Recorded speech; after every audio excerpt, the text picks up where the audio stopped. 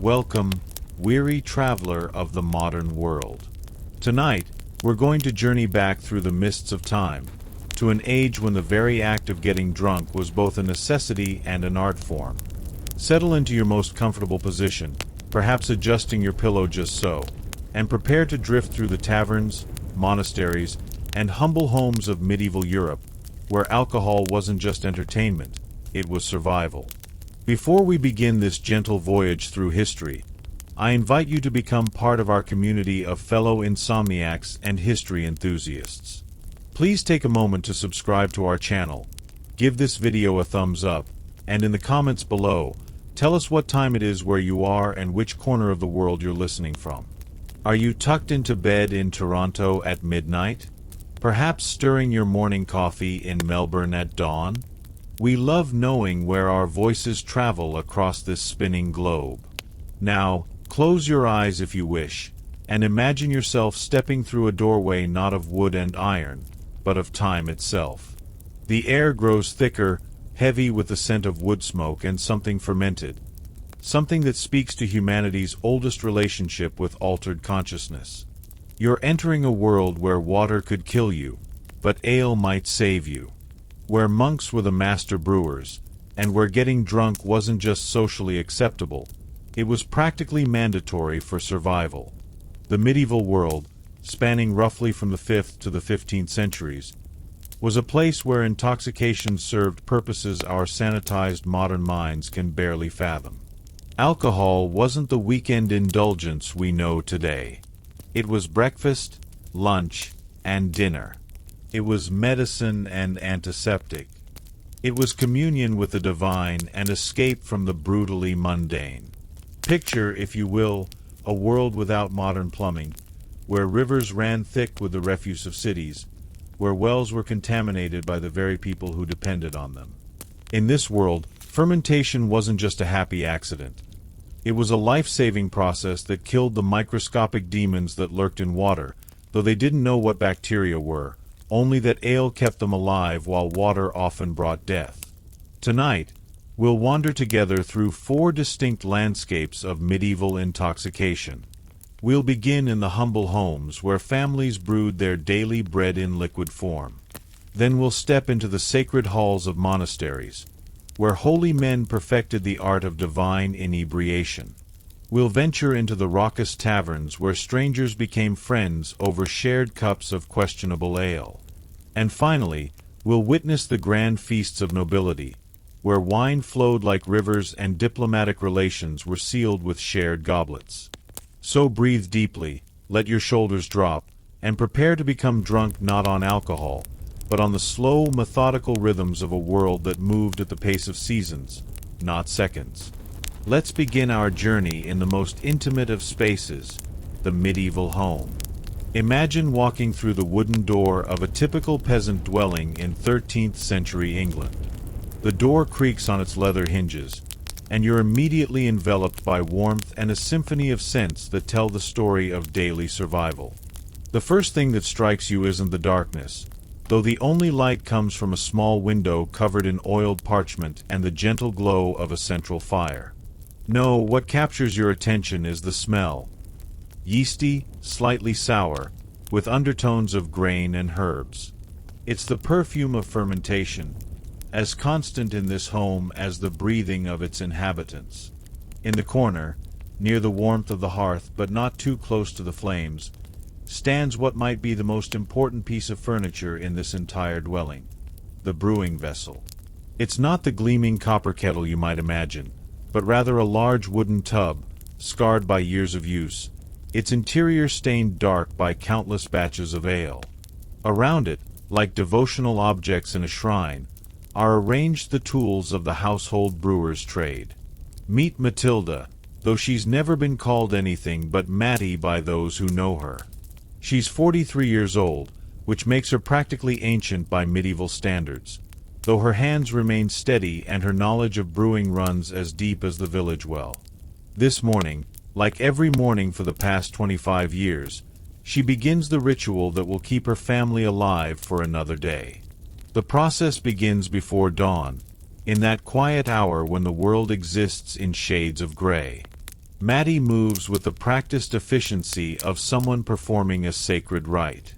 Her first task is to check yesterday's batch, lifting the wooden lid that keeps dust and insects from the fermenting brew, inhaling deeply to assess the progress of the yeast's mysterious work. The smell tells her everything she needs to know. Sweet, but with that telltale sharpness that means the invisible forces are doing their job. In a world without thermometers, without hydrometers, without any of the precise instruments we use today, Maddie navigates entirely by senses honed through decades of daily practice. The color of the foam, the sound it makes when she stirs it with her wooden paddle, the way it clings to the sides of the vessel, these are her measurements. But let's step back and understand why this ritual exists at all. In Maddie's world, ale isn't a choice, it's the liquid of life itself. The water from the village well, the same well where horses are watered and where rain washes the detritus of daily living, is a gamble with death every time someone drinks it. Ale, through the magical process of fermentation, transforms potentially deadly water into something that sustains rather than destroys. The ale Maddie brews is nothing like the beer you might sip on a Friday evening. Medieval ale was typically between 1 and 3% alcohol, strong enough to kill the waterborne pathogens that could cause dysentery or worse, but weak enough that an adult could drink several pints throughout the day without stumbling through their tasks. Think of it less as beer and more as liquid bread, because that's quite literally what it was. Maddie's day begins with grinding grain. The quern stones, 2 circular stones stacked one atop the other, sit in the corner of the main room. The bottom stone, called the bed stone, remains stationary while Maddie turns the runner stone above it with a wooden handle. The grain, usually barley but sometimes oats or even acorns in lean times, is fed through a hole in the center of the upper stone.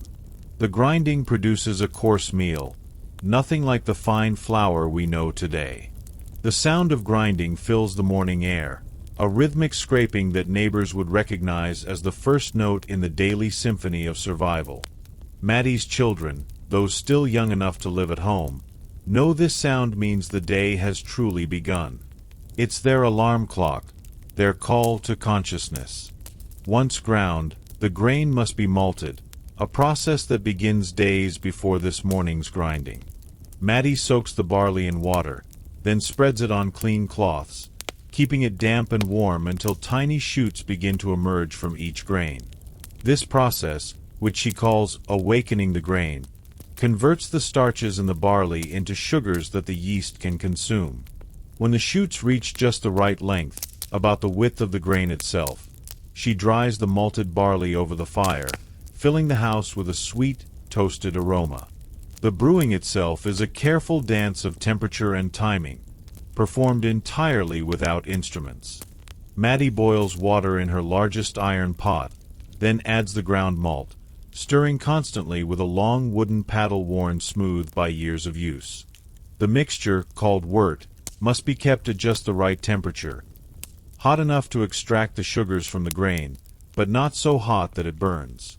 She judges the temperature by holding her hand above the steam, by the sound the mixture makes as it heats, by the way the wooden paddle feels in her hands as she stirs. The wort must be boiled for what we would measure as about an hour, though Maddie measures it in prayers and familiar tasks. She might recite 3 decades of the rosary, or complete the mending of her husband's work tunic. Time moves differently when measured by meaningful action rather than numbered minutes. During this boiling, something magical happens. The harsh, raw flavor of wet grain transforms into something mellow and sweet. If Maddie has herbs, perhaps some wild hops gathered from the hedgerows, or a precious pinch of grut, a mixture of herbs and spices used before hops became common, she adds them now. The hops, besides adding flavor, help preserve the ale and balance its sweetness with a pleasant bitterness. But hops are a luxury.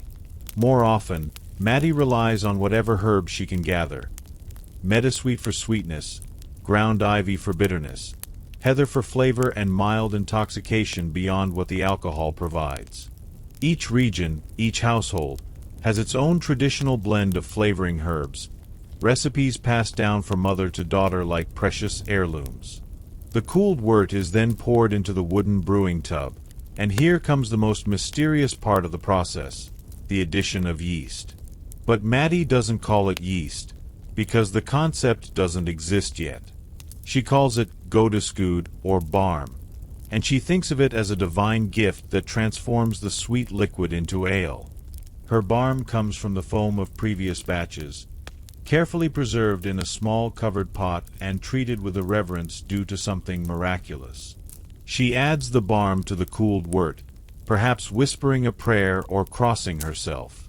Within hours, the liquid begins to bubble and foam, as if alive.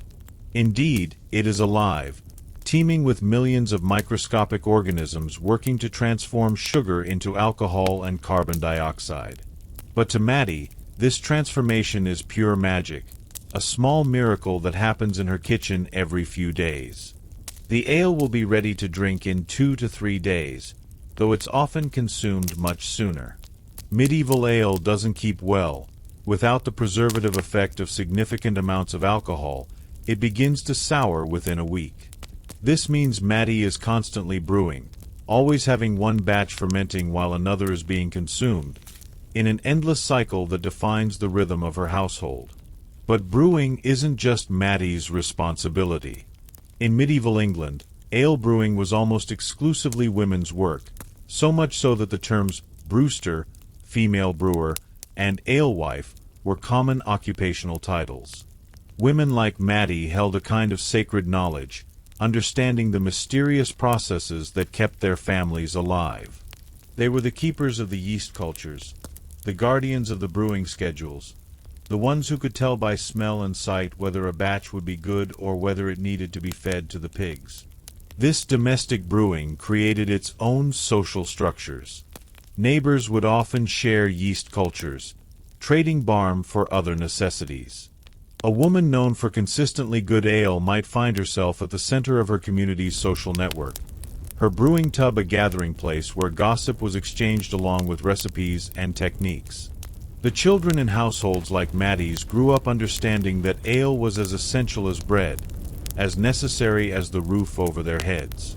They learned to assess the quality of ale by its foam, its color, its scent.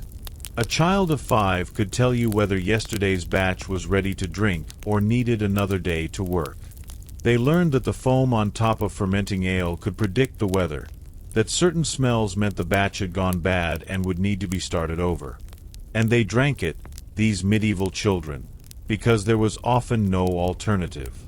A cup of weak ale for breakfast, another with the midday meal, and more in the evening. It sounds shocking to our modern sensibilities, but in a world where water could kill and ale sustained life, there was no moral judgment attached to what we might consider childhood drinking. It was simply survival. The economic implications of this domestic brewing were profound. Households that could consistently produce good ale had a valuable commodity to trade or sell. Excess ale could be exchanged for other necessities: grain, meat, cloth, tools. A woman's reputation as a brewer could determine her family's social standing and economic security. But the law closely regulated even this domestic production.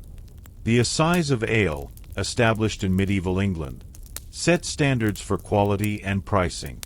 Ale conners, official tasters, would visit households and taverns to test the ale's quality and ensure it met legal standards. Legend says these officials would pour ale on a wooden bench and sit in it while wearing leather breeches. If the leather stuck to the bench when they stood up, the ale was deemed too sweet and the brewer would be fined. While this colorful tale is likely apocryphal, it illustrates how seriously medieval society took the quality of its most essential beverage. As the sun reaches its zenith and our imaginary visit to Maddie's home draws toward its close, we can see how the simple act of brewing ale shaped every aspect of medieval domestic life. The rhythm of fermentation set the household's schedule. The quality of the ale affected the family's health, social standing, and economic prospects. The knowledge of brewing, passed from mother to daughter, created bonds that stretched across generations.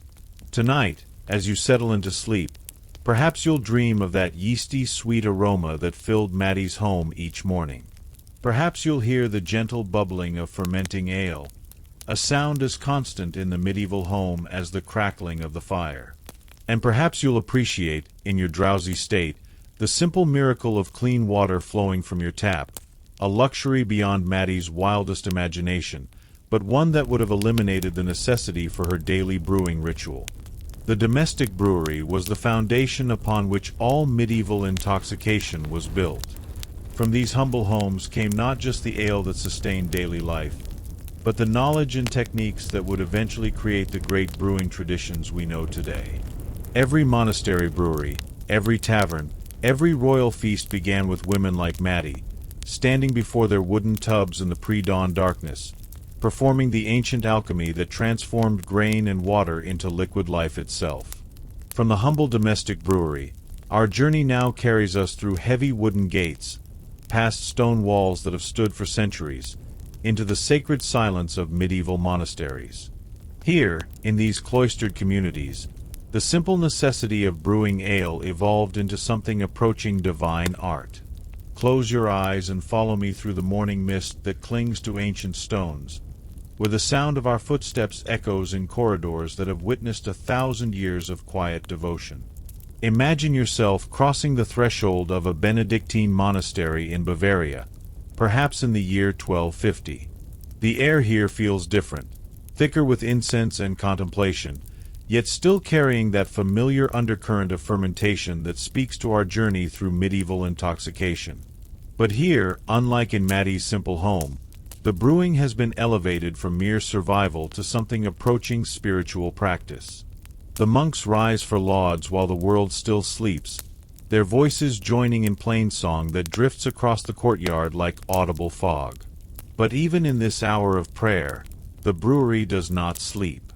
Brother Heinrich, the cellarer responsible for the monastery's brewing operations, has been awake since before the first bell, tending to processes that require attention regardless of the liturgical schedule. Heinrich is 62 years old, which makes him positively ancient by medieval standards, yet his hands remain steady and his knowledge of brewing runs deeper than the monastery's wells.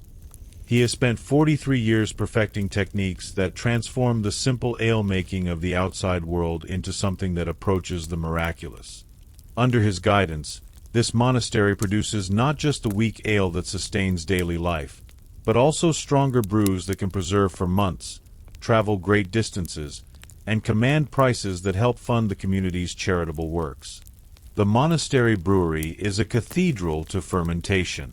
Where Maddie worked with a single wooden tub near her hearth, Heinrich oversees a complex of stone buildings, each designed for specific aspects of the brewing process. The malting house, with its perforated floors and carefully controlled ventilation, allows for precise management of the germination process. The brew house, with its massive copper kettles that gleam like burnished gold in the firelight, can produce hundreds of gallons of ale in a single batch. But before we explore the technical marvels of monastic brewing, we must understand why monks became the master brewers of medieval Europe. The answer lies in the unique intersection of necessity, resources, and divine calling that characterized monastic life.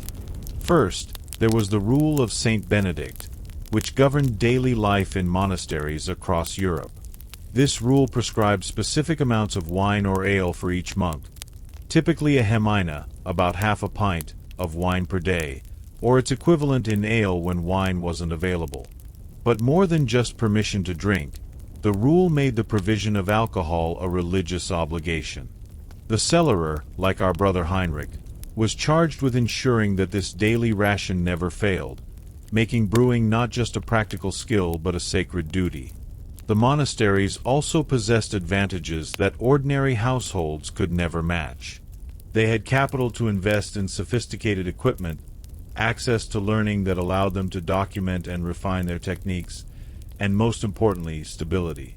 While peasant families might be displaced by war, famine, or feudal obligation, monasteries endured. This continuity allowed for the development of brewing traditions that could evolve over generations. Brother Heinrich begins his day by walking through the brewery complex, his sandaled feet silent on stones worn smooth by centuries of similar journeys. His first stop is the fermentation hall, where yesterday's batches bubble quietly in rows of wooden tuns, each one marked with notches that indicate when it was started and what recipe was used. The monks have developed a notation system, scratched into wooden tags, that allows them to track not just timing but variations in ingredients, weather conditions, and results. This systematic approach sets monastic brewing apart from its domestic counterpart.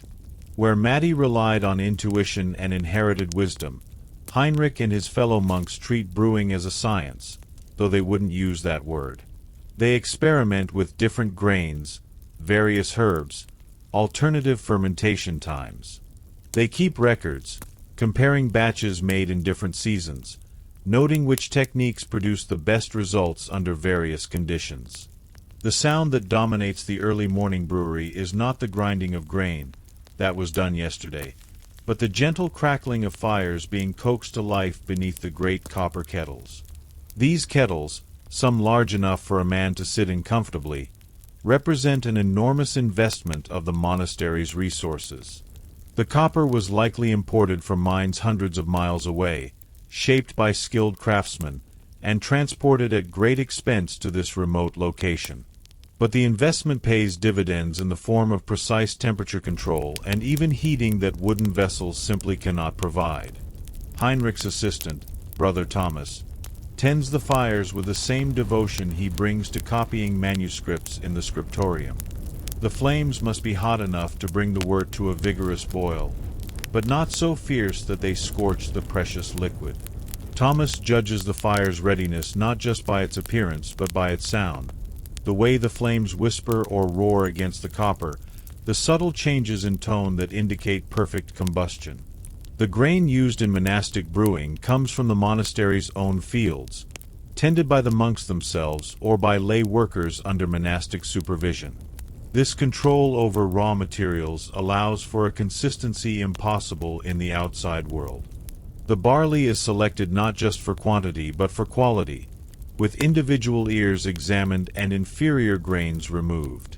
The malting process, rather than being rushed to meet immediate needs, can proceed at the optimal pace for flavor development. But it's in the realm of flavoring agents that monastic brewing truly distinguishes itself. While domestic brewers like Matty rely on whatever herbs they can forage from the hedgerows, monasteries maintain sophisticated herb gardens designed specifically to support their brewing operations. These gardens contain not just the common ale herbs, meadowsweet, ground ivy, yarrow, but exotic specimens obtained through the monastery's far-flung connections. Brother Heinrich might add to his ale a mixture that includes bog myrtle from the northern marshes, imported coriander seeds, or even precious spices obtained from traveling merchants. The monastery's library contains treatises on herbal medicine that double as brewing guides, describing not just the flavors various herbs impart but their purported effects on health and temperament. Some herbs are said to promote cheerfulness, others to aid digestion, still others to encourage prophetic dreams. The most prized ingredient in Heinrich's arsenal is hops, which are just beginning to gain popularity in this region. The monastery has established its own hop garden, carefully tended rows of climbing vines that produce the green cone-shaped flowers essential to the new brewing style. Hops serve multiple purposes. They balance the sweetness of malted grain with pleasant bitterness, they help preserve the finished ale, and they seem to produce a different kind of intoxication, cleaner and more predictable than herb-based alesh. The process of monastic brewing unfolds with liturgical precision. The mashing, the process of combining hot water with ground malt, begins at terce, the third canonical hour. The boiling commences at sext, midday, when the sun reaches its highest point. The cooling and addition of yeast happen at vespers, as the day draws toward its close. This synchronization with the divine office transforms brewing from mere craft into something approaching prayer, each step timed to the rhythm of monastic devotion. But perhaps the most remarkable aspect of monastic brewing is the development of stronger Alesh and early attempts at what we might recognize as beer. While domestic Alesh typically contained 1 to 3% alcohol, the monks discovered that by using more grain, carefully controlling fermentation conditions, and employing stronger yeast cultures, they could produce brews with 5, 6, or even 8% alcohol. These stronger Alesh served multiple purposes. First, they kept longer.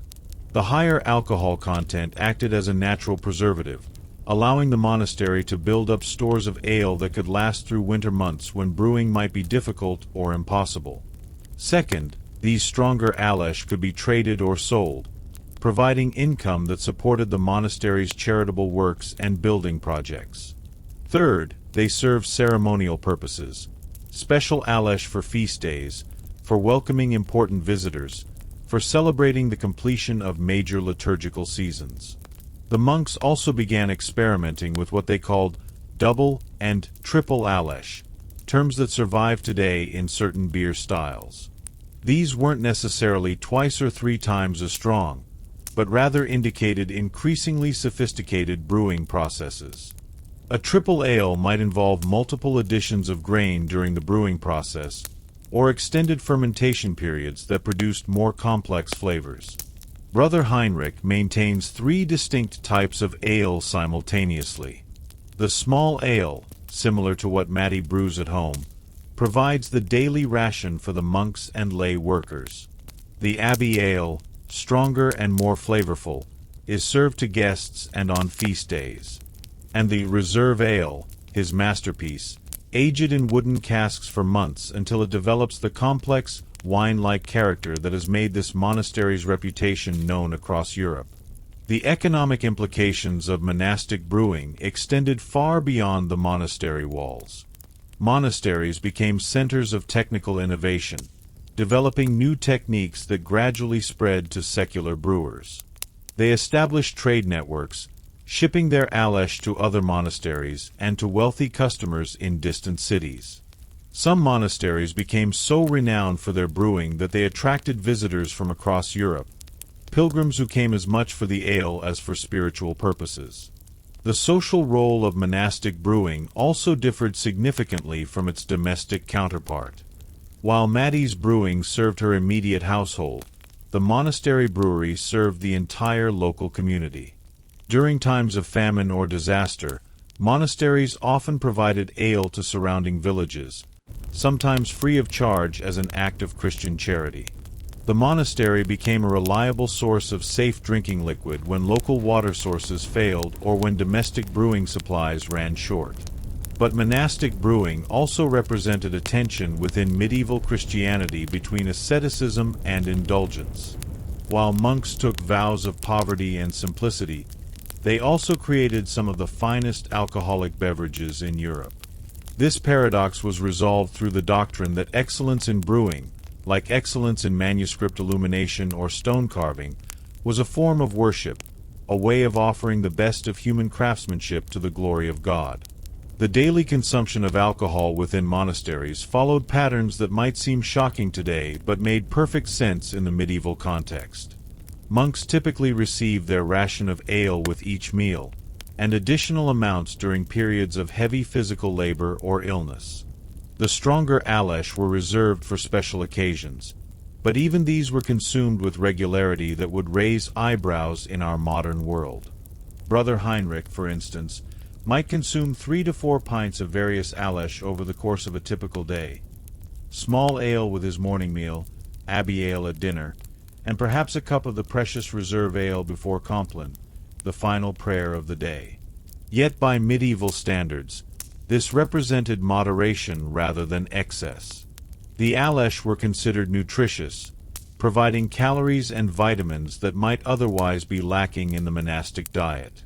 The knowledge accumulated in monastic breweries wasn't kept secret but was shared through the extensive network of monasteries that stretched across Europe.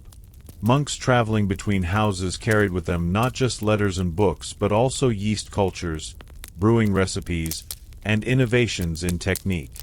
A new method of hop cultivation developed in one Bavarian monastery might find its way to Ireland or Spain within a few years, spread by this informal but effective network of religious communication. As our imaginary visit to Brother Heinrich's brewery draws toward its close, we can observe the evening ritual that caps each day of monastic brewing. As the bells ring for vespers, Heinrich makes his final rounds of the brewery, checking fermentation temperatures by holding his hand above each tun, noting the color and consistency of the foam, making small marks on the wooden tags that record each batch's progress. The brewery at evening possesses a peaceful quality that seems to embody the monastic ideal. Purposeful activity carried out in tranquil surroundings, technical excellence wedded to spiritual devotion, individual skill serving community needs. The gentle bubbling of fermenting ale provides a constant background to the evening prayers, a reminder that even in this place dedicated to otherworldly concerns, the basic necessities of earthly life require constant attention. In the scriptorium attached to the brewery, Brother Thomas copies brewing recipes into illuminated manuscripts that will preserve these techniques for future generations. His careful script describes not just quantities and procedures, but also the spiritual dimensions of brewing. Prayers to be said at crucial moments, blessings for the yeast, thanksgiving for successful batches. These manuscripts represent one of humanity's first attempts at systematic food science, though wrapped in language of faith rather than empirical observation. The monastic brewing tradition gave medieval Europe more than just better ale. It provided a model for how technical innovation could flourish within religious communities, how excellence in craft could be understood as a form of worship, and how local production could be integrated into international networks of trade and communication. The techniques developed in monasteries would eventually spread to secular breweries, forming the foundation for the great brewing traditions that continue today. As you drift towards sleep tonight, perhaps you'll dream of that sacred brewery, with its copper kettles gleaming in the firelight and its rows of wooden tuns bubbling quietly in the darkness. Perhaps you'll hear the distant sound of monastic bells marking the hours, providing rhythm not just for prayer but for the ancient alchemy that transforms grain into liquid sustenance. And perhaps, in your drowsy state, you'll appreciate the dedication of men like Brother Heinrich, who found in the humble process of brewing ale a pathway to both earthly excellence and divine service. The monastery brewery represents brewing as both necessity and art, showing us how the simple requirements of daily life can be elevated through patience, skill, and devotion. Here, getting drunk wasn't just about survival or even pleasure.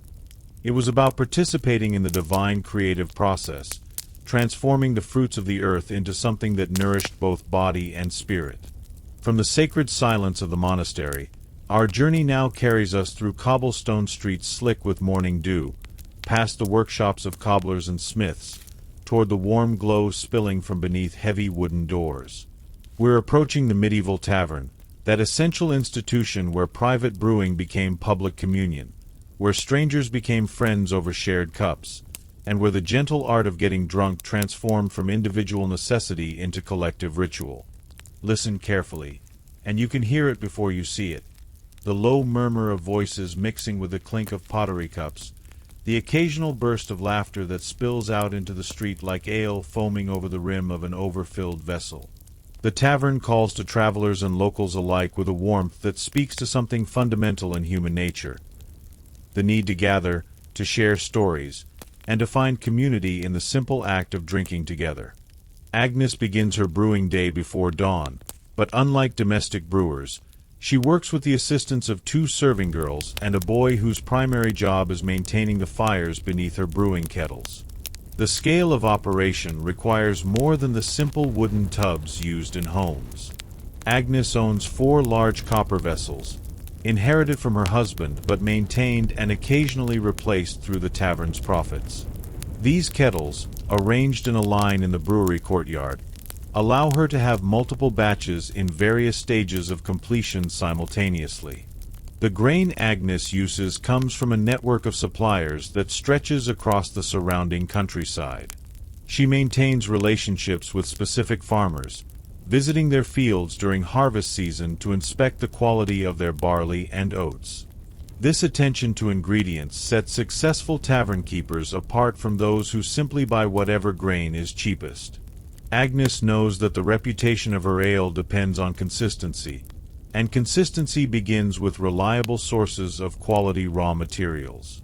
But tavern brewing involves compromises that domestic and monastic brewers need not make. Agnes must balance quality with speed. She cannot afford to let batches age for weeks as monasteries might. She must balance strength with cost. Too expensive, and customers will drink elsewhere. Too weak, and they'll complain about being cheated. Most crucially, she must balance flavor with broad appeal. Her ale must satisfy the tastes of farmers and merchants, locals and travelers, young men seeking their first taste of intoxication and old men whose palates have been shaped by decades of drinking.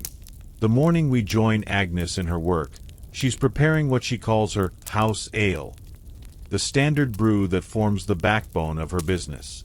She moves between her kettles with a confidence born of thousands of batches, adjusting the fire beneath each one by feel, stirring the mashing grain with a paddle worn smooth by years of use.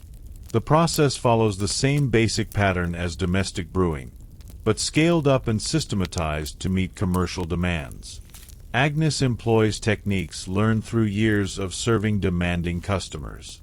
She filters her ale through beds of rushes to remove cloudiness that might put off finicky drinkers. She uses a blend of herbs that includes not just traditional flavoring agents but also ingredients chosen for their purported effects on mood and digestion. A pinch of meadowsweet not just for its honey-like flavor but because it's said to prevent the headaches that follow heavy drinking. A touch of wormwood not just for its bitter complexity but because it's believed to aid the stomach in processing large quantities of ale. The serving area of the Prancing Pony reflects Agnes's understanding of tavern culture. Rather than the single large room common in earlier establishments, her tavern is divided into several interconnected spaces, each serving different social functions. The main common room, with its great fireplace and long tables, accommodates travelers who don't know each other but are willing to share space and conversation. Smaller alcoves provide semi-private spaces for locals who come regularly and prefer to drink with familiar faces. A separate chamber, barely larger than a closet, offers privacy for those conducting business that requires discretion. The furniture in Agnes's tavern tells the story of medieval drinking culture. The tables are long and communal, encouraging strangers to sit together and share not just space but conversation. The benches are substantial and low, designed for extended sitting rather than quick consumption. There are no individual chairs, no private tables for two. Everything about the layout encourages communal drinking rather than solitary consumption.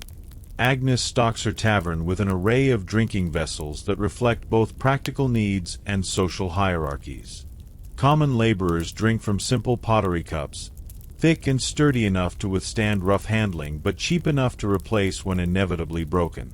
Merchants and better-dressed customers are offered pewter tankards, which cost more to produce but can be cleaned more thoroughly and don't absorb flavors from previous uses. The wealthiest customers, those few who might visit Agnes's establishment despite having servants to bring them ale at home, drink from glass vessels that Agnes keeps locked in a chest and brings out only for special occasions. The daily rhythm of tavern life follows patterns that have remained consistent across centuries. The earliest customers, usually local craftsmen stopping for a cup of ale before beginning their workday, arrive shortly after dawn. These men rarely stay long or drink heavily, a quick cup to break their night's fast, perhaps accompanied by a piece of bread and cheese, and they're off to their workshops and fields. The midday crowd brings a different energy. Travelers who began their journeys at first light arrive dusty and thirsty, ready for more substantial refreshment. Agnes serves them ale alongside bread, cheese, and whatever meat might be available. Perhaps a joint of mutton slow roasting over the fire, or a pot of pottage thick with vegetables and grain. These customers often linger, resting before continuing their journeys, sharing news from the places they've been and gathering information about the roads ahead. But it's in the evening that the Prancing Pony truly comes alive. As the sun sets and work ends, locals begin to arrive. Farmers whose daily labor is complete, craftsmen closing their shops, merchants finished with their transactions.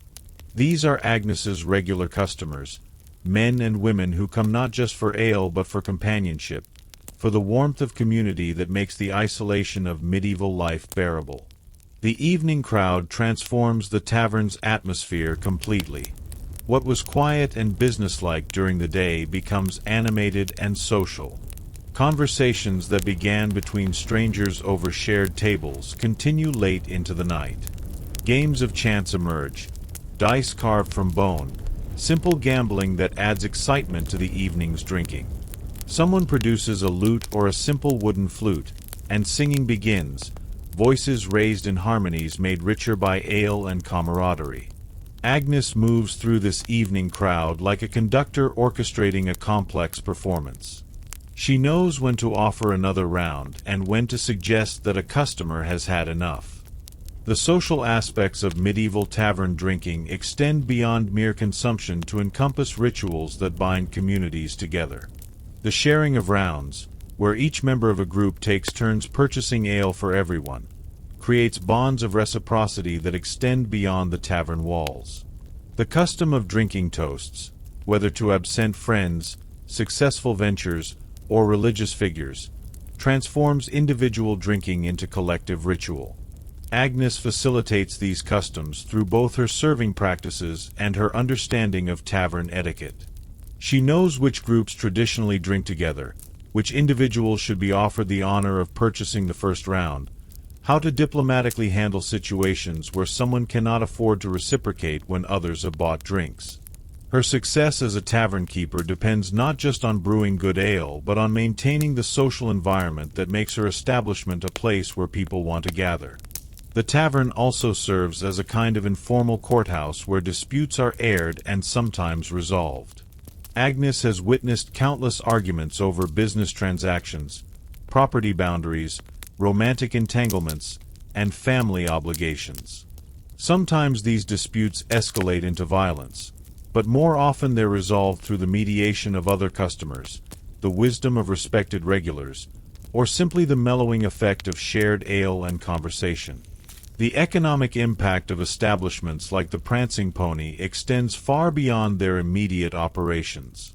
Agnes employs not just her serving girls and brewery boy but also relies on suppliers, craftsmen, and service providers throughout the region.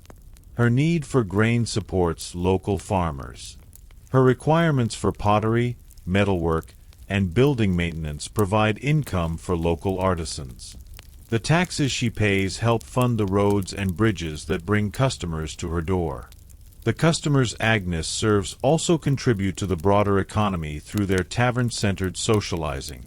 Business deals are struck over shared alesh. Craftsmen find customers among their drinking companions. Farmers arrange for the sale of crops and livestock through connections made in the taproom. The tavern serves as an unofficial marketplace where economic relationships are formed and maintained through social interaction.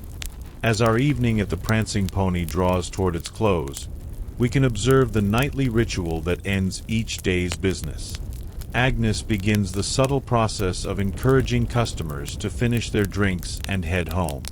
She snuffs candles one by one, reduces the fire to glowing embers, and begins cleaning cups and wiping tables. The conversations gradually wind down, the laughter becomes more subdued, and one by one, customers settle their accounts and step out into the cool night air. But even as the tavern empties, its influence continues. Customers carry with them not just the effects of the evening's ale but the conversations they've had, the information they've gathered, the social bonds they've reinforced or created. Some will stop at other establishments before heading home, spreading news and gossip throughout the community. Others will return to their families with stories, complaints, or plans inspired by their tavern conversations. Agnes herself, as she completes her nightly cleaning and banking her fires, serves as a living archive of community memory. She remembers which customers were present on significant nights, which conversations led to important developments, which casual remarks proved prophetic. Tomorrow she'll begin the cycle again, brewing her ale, preparing her space, welcoming customers into the warm embrace of community drinking. The medieval tavern represents intoxication as social glue, showing us how the simple act of sharing ale can create the bonds that hold communities together. In establishments like the Prancing Pony, getting drunk becomes less about individual escape or necessity and more about collective ritual, shared experience, and the basic human need for companionship in an often harsh and lonely world. As you settle into sleep tonight, perhaps you'll dream of that warm tavern, with its flickering candlelight and murmur of conversations. Perhaps you'll hear the gentle clink of pottery cups and the low laughter of people finding joy in simple pleasures. And perhaps, in your drowsy state, you'll appreciate the complex social networks that formed around the basic human act of drinking together. Networks that helped medieval people navigate the challenges of their difficult world through the simple expedient of sharing ale and stories beneath a welcoming roof. From the warm intimacy of the tavern, our journey now ascends through stone corridors lit by torches, past tapestries that whisper tales of conquest and glory, toward the great hall where power displays itself through the abundance of wine and the elaborate rituals of noble drinking. Here, in the highest echelons of medieval society, intoxication becomes theater, politics becomes ceremony, and wine serves not just to nourish the body but to demonstrate wealth, forge alliances, and maintain the delicate hierarchies upon which feudal society depends. Imagine yourself climbing the spiral staircase of a great castle in Burgundy, perhaps in the year 1385, during the reign of Philip the Bold. Your hand traces the cold stone of the wall as you ascend, guided by the warm glow that spills down from above and the growing sound of voices, music, and laughter that speaks to celebration on a scale beyond anything we've yet encountered in our journey through medieval drinking culture.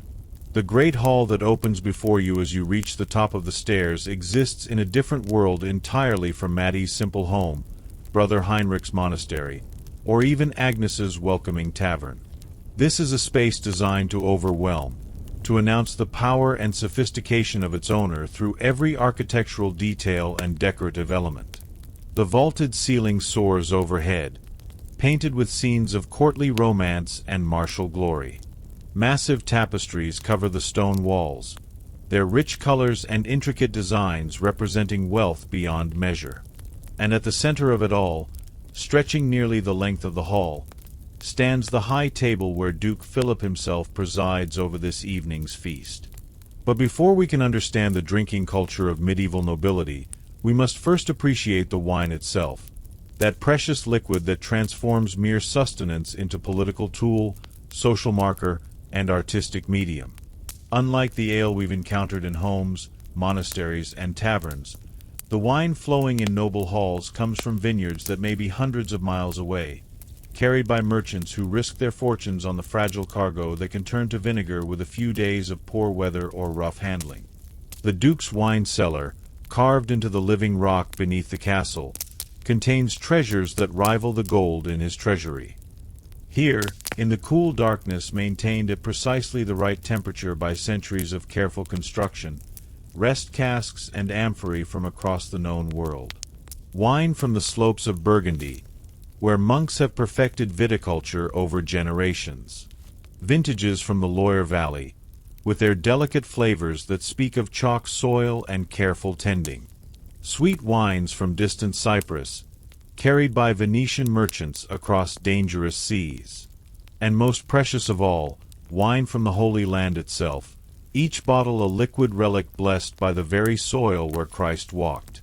The man responsible for this liquid treasury is Master Guillaume, the Duke Sommelier, though that title doesn't yet exist in the form we know today.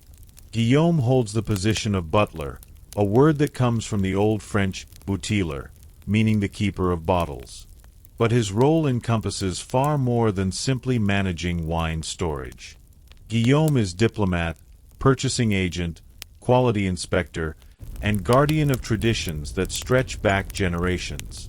His knowledge of wine regions, vintages, and proper service makes him one of the most valuable servants in the Duke's household. Guillaume begins preparations for tonight's feast hours before the first guests arrive, moving through the wine cellar with the focused attention of a priest preparing for Mass. Each wine must be selected not just for its quality but for its appropriateness to specific courses, specific guests, specific moments in the evening's carefully orchestrated performance. The wine served with the first course must welcome guests without overwhelming their palates. The vintages accompanying the meat courses must complement rich flavors without competing for attention. The wines offered during toasts must be impressive enough to honor the recipients while remaining familiar enough to avoid causing offense. But Guillaume's selection process involves considerations that extend far beyond mere taste. The wines he chooses tonight will send messages about the Duke's wealth, his political alliances, his cultural sophistication. Serving wine from estates owned by allied nobles demonstrates friendship and mutual support. Offering rare vintages from distant regions announces the Duke's extensive trade networks and his ability to afford luxuries beyond the reach of lesser lords. The absence of certain wines can signal political displeasure as clearly as their presence indicates favor.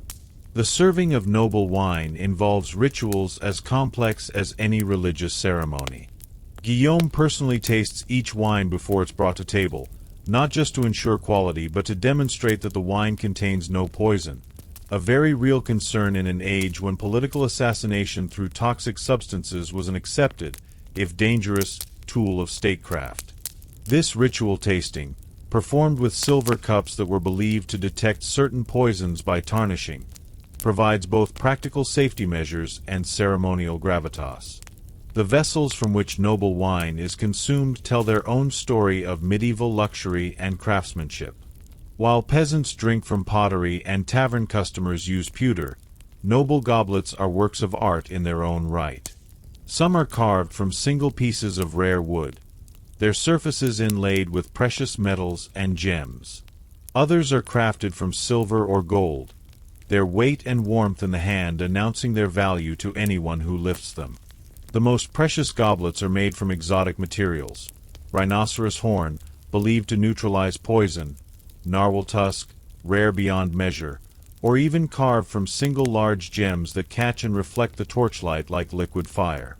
Tonight's feast showcases the full spectrum of medieval noble drinking culture. The evening begins with the ceremony of welcome, where honored guests are offered wine immediately upon entering the hall, before they've even taken their places at table. This wine, served in the most elaborate goblets the Duke possesses, announces to everyone present the status of the recipients and the Duke's estimation of their importance. The seating arrangement for noble feasts reflects medieval social hierarchies with mathematical precision, and the wine service follows these same careful gradations. The Duke and Duchess, seated at the center of the high table, are served first and from the finest wines available. Moving outward along the table, each position receives wine appropriate to the drinker's social rank, political importance, and relationship to the host. A visiting count might receive wine nearly as fine as the Duke's own. A minor knight's wine will be good but clearly inferior. Lesser nobles and wealthy merchants are served wine that, while far superior to anything available to common folk, still clearly announces their position in the social hierarchy. But noble drinking involves more than simple consumption. It encompasses elaborate rituals that transform individual drinking into collective performance. The ceremony of toasts, for instance, becomes a complex dance of protocol and politics. The Duke begins by raising his goblet to honor the king, a gesture that all present must echo, standing and drinking in unison to demonstrate their loyalty to the crown. Subsequent toasts honor absent friends, successful military campaigns, religious devotion, or political alliances, each one carefully chosen to reinforce the messages the Duke wishes to send. Each course arrival triggers its own wine ritual. Guillaume and his assistants move through the hall with practiced precision, ensuring that goblets are refilled before they empty, that the wine temperature remains perfect, that no guest sits with an empty cup long enough to feel neglected. This constant service requires a small army of servants, each trained in the protocols that govern noble wine service. A mistake in serving order or wine selection can cause political embarrassment that reverberates far beyond a single evening's festivities. The conversation flowing around the high table, lubricated by increasingly generous quantities of fine wine, encompasses the business of medieval Europe's ruling class. Treaties are discussed, marriages negotiated, military alliances proposed and refined. The wine creates an atmosphere of conviviality that makes difficult negotiations possible while providing a social lubricant that helps smooth over potential conflicts. A proposal that might cause offense if made in the cold light of day can be floated tentatively over wine, tested for reception, and either pursued or gracefully abandoned depending on the response it receives. But noble wine consumption also serves more subtle diplomatic purposes.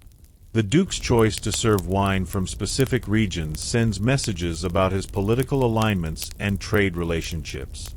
His decision to share particularly rare or expensive vintages demonstrates the value he places on specific relationships. The wines he chooses not to serve, perhaps avoiding vintages from regions controlled by political rivals, communicate as clearly as the wines he does offer. The entertainment that accompanies noble feasts is designed to complement and enhance the wine experience rather than compete with it. Minstrels perform songs that celebrate wine regions and vintages, their lyrics educating guests about the provenance of what they're drinking while providing culturally sophisticated entertainment. Dancers perform in ways that evoke the seasonal cycles of viticulture: planting, tending, harvest, fermentation. Even the elaborate mechanical devices sometimes featured at great feasts, clockwork peacocks that spread their tails, miniature castles that open to reveal singing birds, are often designed to reference wine themes or celebrate particular vintages. The quantities of wine consumed at noble feasts would seem excessive by modern standards, but they must be understood within the context of medieval noble life.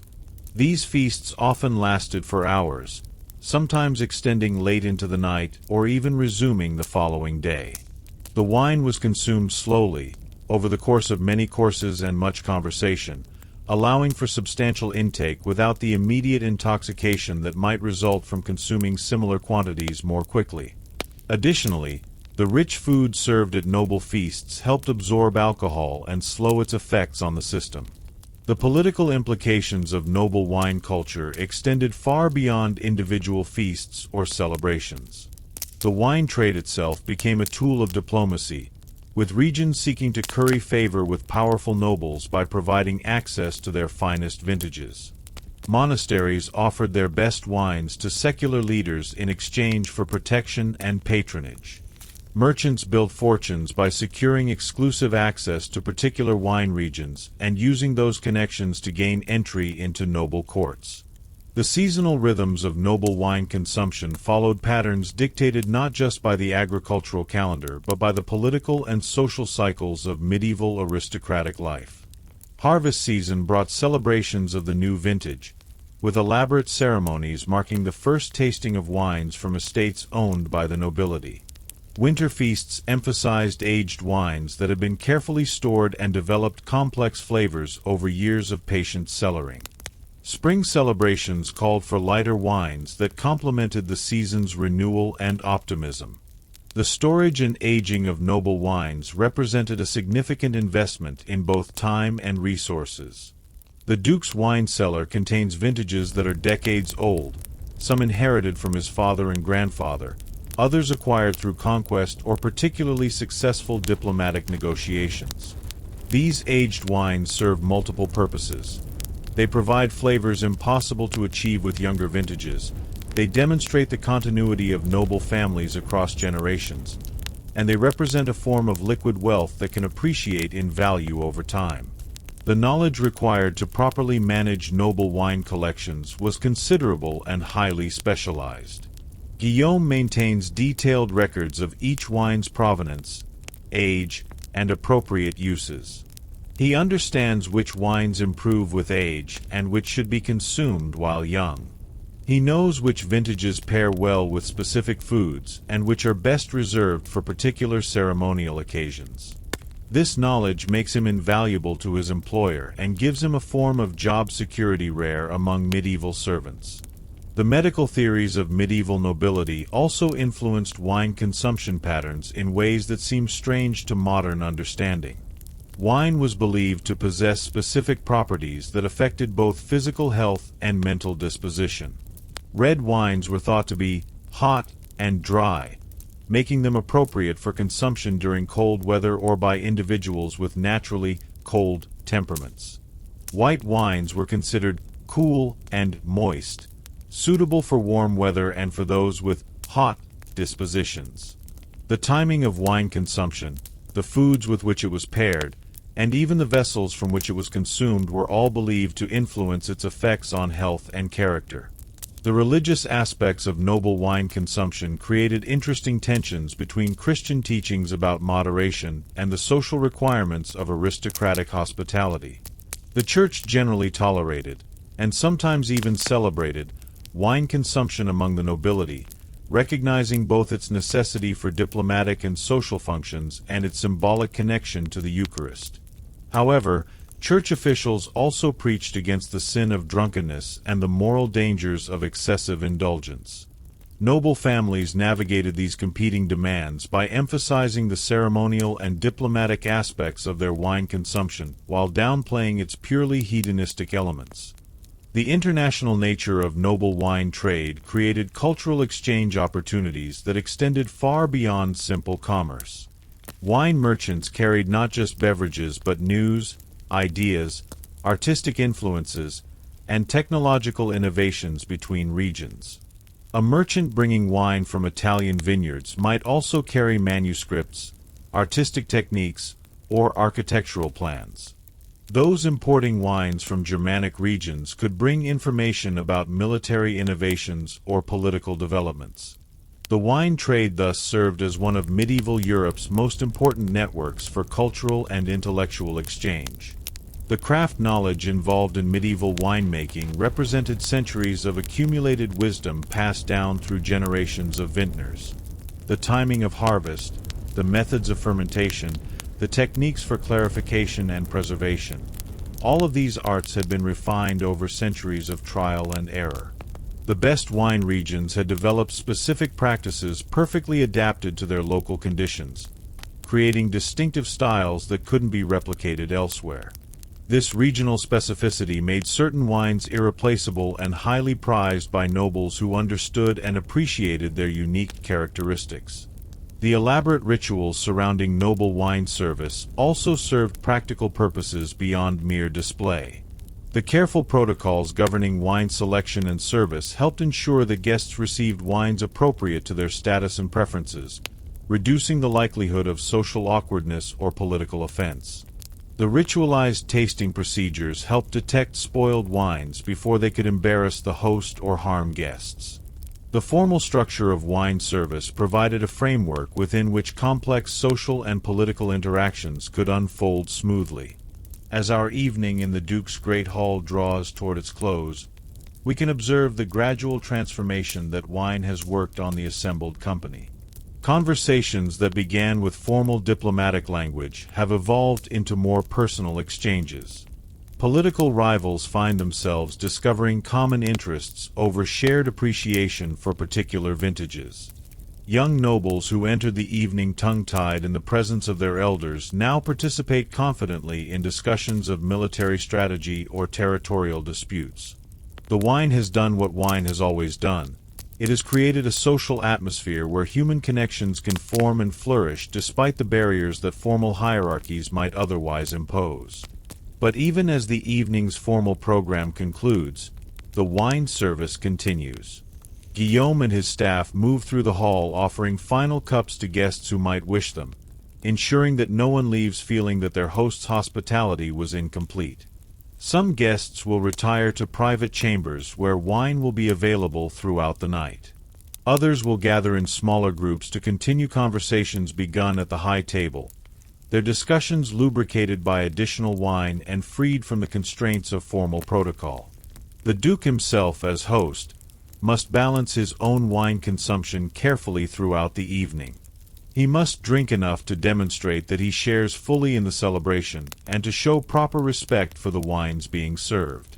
But he must not drink so much that he loses the clarity of judgment necessary to navigate the complex social and political currents flowing through his hall.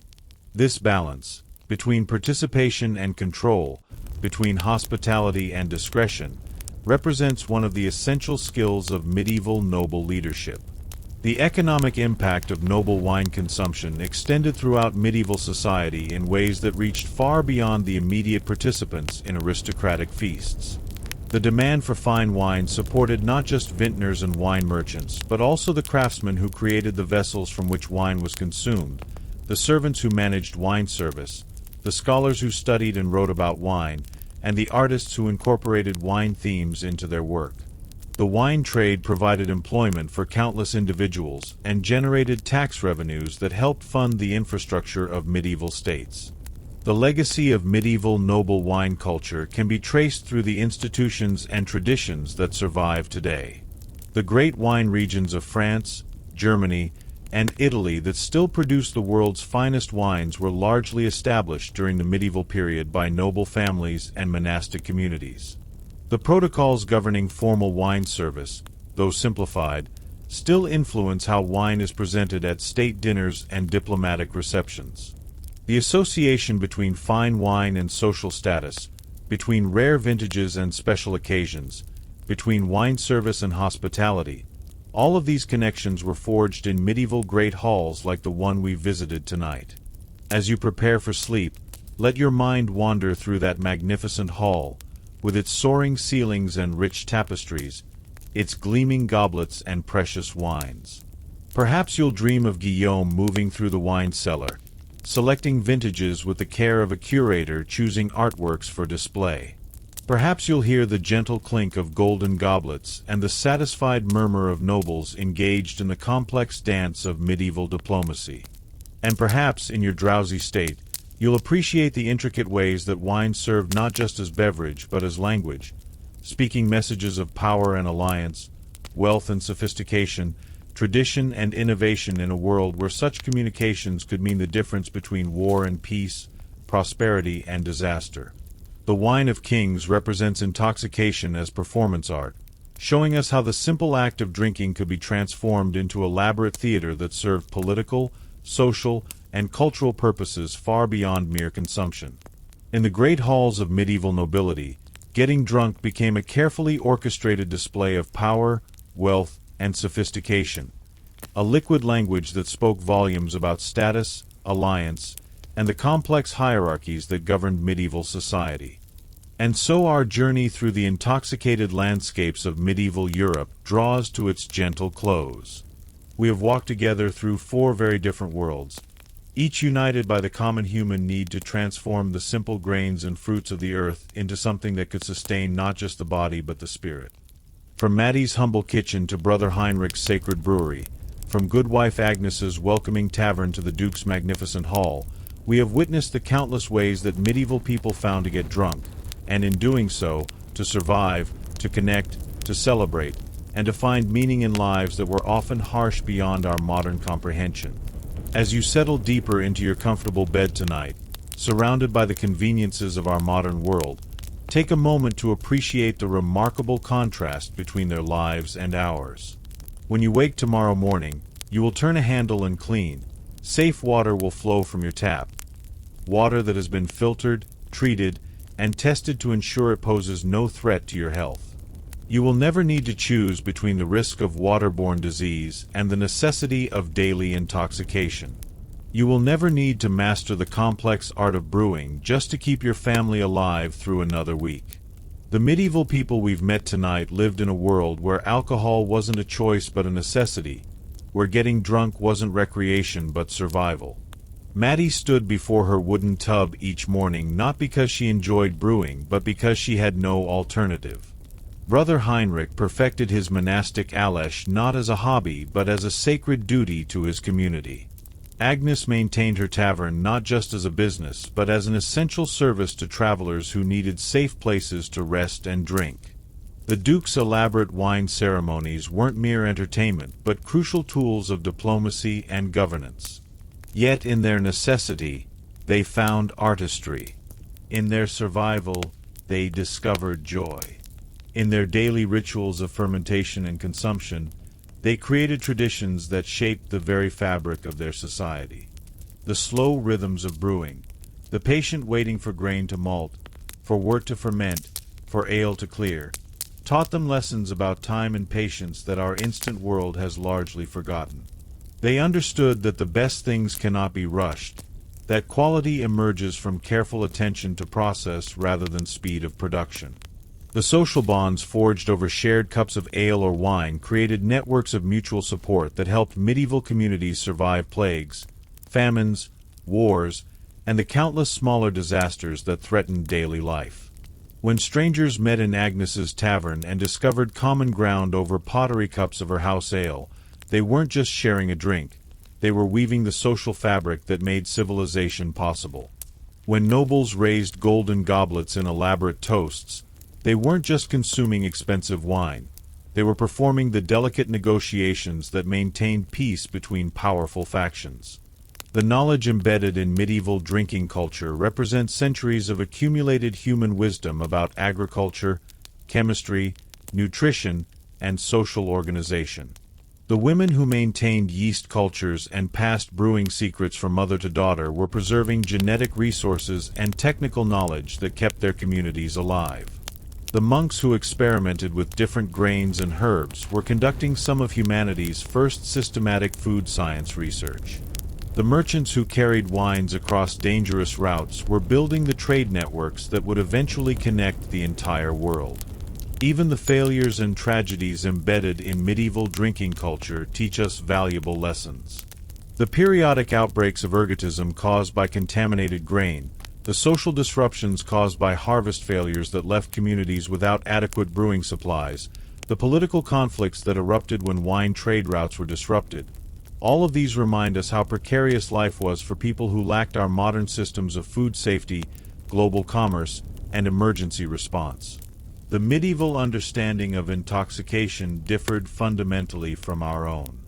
Where we often view alcohol consumption as recreation or vice, they saw it as medicine, nutrition, and social necessity.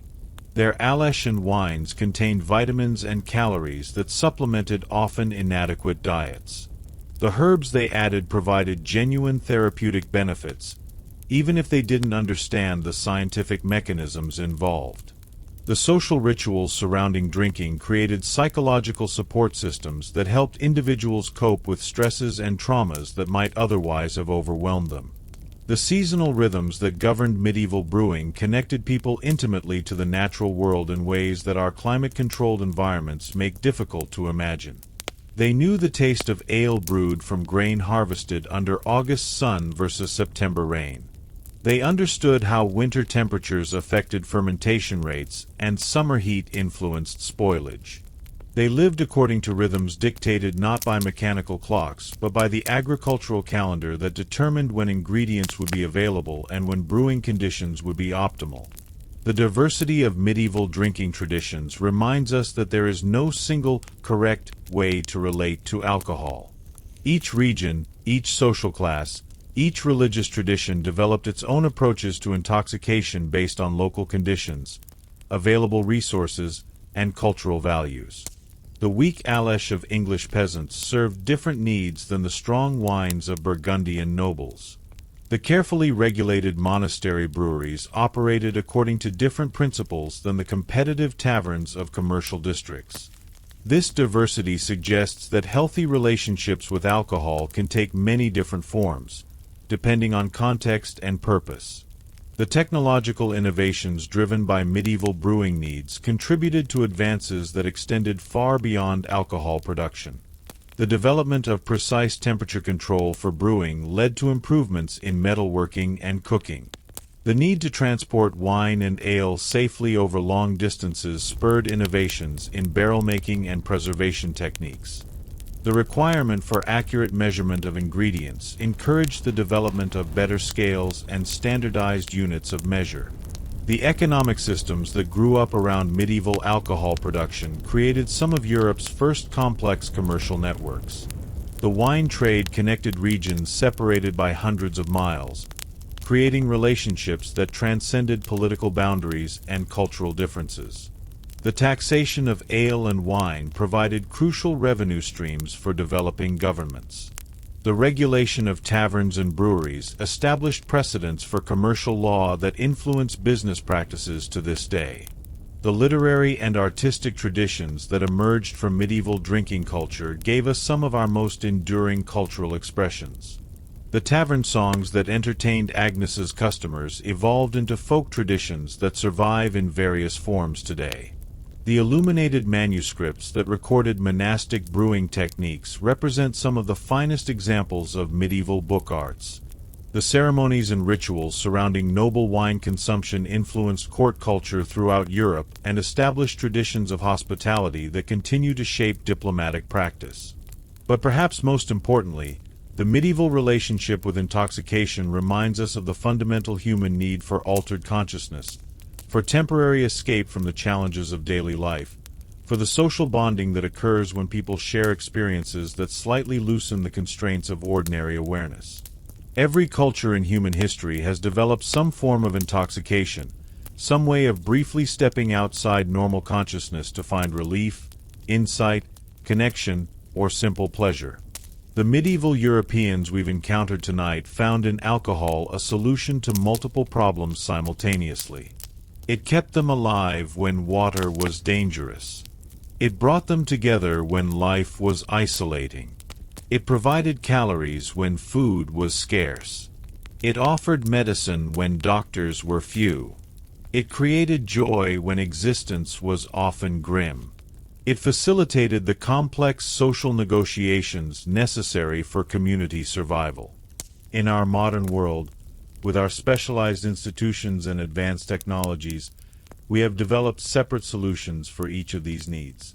We have water treatment plants instead of brewing skills, social media instead of taverns, hospitals instead of herbal alesh, entertainment industries instead of communal singing over shared cups. Whether our modern solutions are superior to medieval ones is a question each person must answer individually. Certainly, our water is safer and our medicine more effective. But whether our communities are stronger, our social bonds more meaningful, or our relationship with altered consciousness healthier, these questions remain open. The medieval people we've met tonight achieved something that our individualistic age often struggles to create.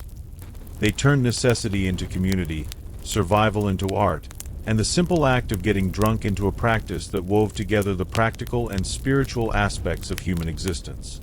As your consciousness begins to drift toward sleep, let your mind wander one final time through the worlds we've visited together. Feel the morning chill in Maddie's kitchen as she begins another day's brewing, the warmth of fermentation battling against the cold air seeping through wooden walls.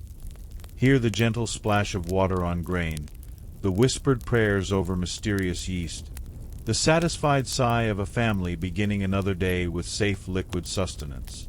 Move with us through the quiet corridors of Brother Heinrich's monastery, where prayer and brewing interweave in daily rhythms that have continued unchanged for centuries. Listen to the distant sound of bells marking the canonical hours, the bubble of fermenting ale providing counterpoint to plainsong, the scratch of quill on parchment as brewing knowledge is preserved for future generations. Rest for a moment in the warmth of Agnes's tavern, surrounded by the gentle murmur of conversation, the soft clink of pottery cups, the occasional burst of laughter that speaks to the simple human pleasure of finding companionship over shared ale. Feel the sense of community that emerges when strangers become friends through the simple act of drinking together.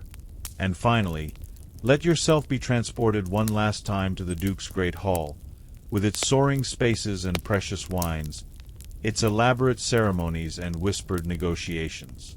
Experience the weight of golden goblets in noble hands, the careful choreography of diplomatic toasts, the way that wine becomes a language for expressing power, alliance, and the complex relationships that bind societies together.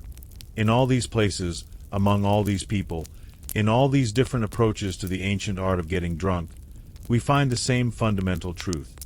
Human beings are social creatures who have always sought ways to step outside ordinary consciousness, to find connection with each other and with something larger than themselves.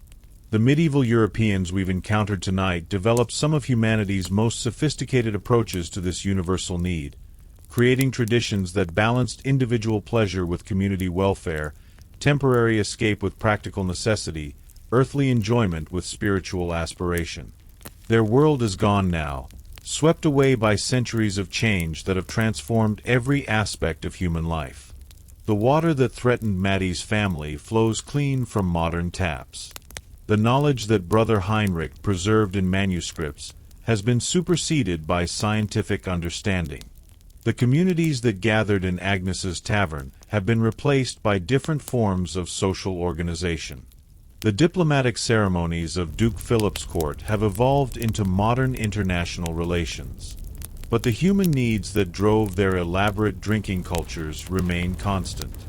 We still seek community, still need relief from daily stresses, still want to celebrate special occasions, still require social lubricants that help us navigate complex relationships.